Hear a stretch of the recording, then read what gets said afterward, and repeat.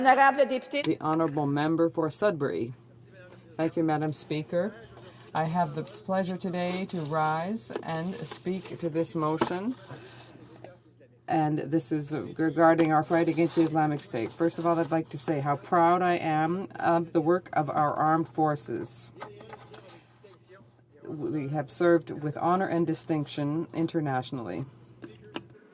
Make no mistake, this new strategy ensures that Canada will continue to take the fight to ISIL. This new approach will bolster Canada's role in the coalition and help make our collective military mission more effective and ultimately more successful. This new approach will ensure that Canada increases its forces on the front lines, and that will help us to help our partners in the planning and execution of military operations. We're tripling the size of our soldiers on the front lines and the support that we offer to the Iraqi forces. This will help to support the government and local authorities so that they can better defend themselves and improve security around the region. We will deploy medical personnel from the Canadian Armed Forces, and they will offer training to the Iraqi security forces. This new approach will broaden and improve Canada's contribution to the international effort. It will ensure that our contribution is a complement to the efforts of our coalition partners, and aligns itself well with the collective efforts to conquer the Islamic State. But contrary to the previous government's approach, this new strategy recognizes that the defeat of the Islamic State is not an end in and of itself. We must help to reestablish security and stability in the region to ensure a better future for those who live there.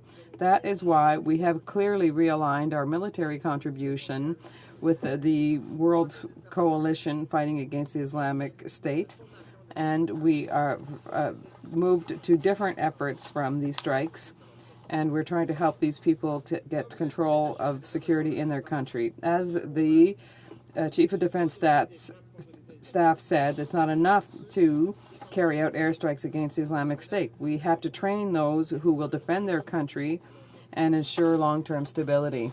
This is also what the spokesperson for Inherent Resolves, Colonel Steve Warren, said. We cannot forget training. Everyone talks about airstrikes because we see videos where you see impressive explosions, but we mustn't forget that the training of ground forces, local ground forces, is a pillar of this operation. With that in mind, we need to equip those in the region so that they can rebuild a better future. And Canada will also contribute to non-military efforts of the coalition. We will work against the funding of terrorism, and we will fight against the Islamic State's propaganda and support long-term stability in the region, where I am proud of our new approach, and I am proud that it is in line with Canada's long and rich tradition in terms of international development and peace. This strategy is intended to improve our collective efforts. It is also something that is intended to strengthen stability and security in the region, to find a balance there that will include renewed military efforts, political démarches, and considerable investments in humanitarian system development. We will increase the funding devoted to programs in the area. We will strengthen the local forces' ability to fight against terrorism, extremist violence, and other threats, and will continue to stabilizing the conflict zone and to allow displaced persons to go home. If we remain resolutely involved in this fight, it's not because of the threat of Islamic State attacks in Canada. It's rather because we are deeply opposed to their violent extremism and their movement that is trying to spread around the globe. The damages caused by the Islamic State is the result of a political crisis, an economic and social crisis that goes back generations. It won't be solved overnight. Unfortunately, they have the greatest impact on the most vulnerable in the regions. By using our resources and our expertise strategically, we'll be able to work with local and international partners to improve the living conditions of hundreds of thousands of people. The spread of terrorism and violent extremist groups such as ISIL requires a long-term commitment and an approach that balances military efforts, capacity building, and humanitarian assistance.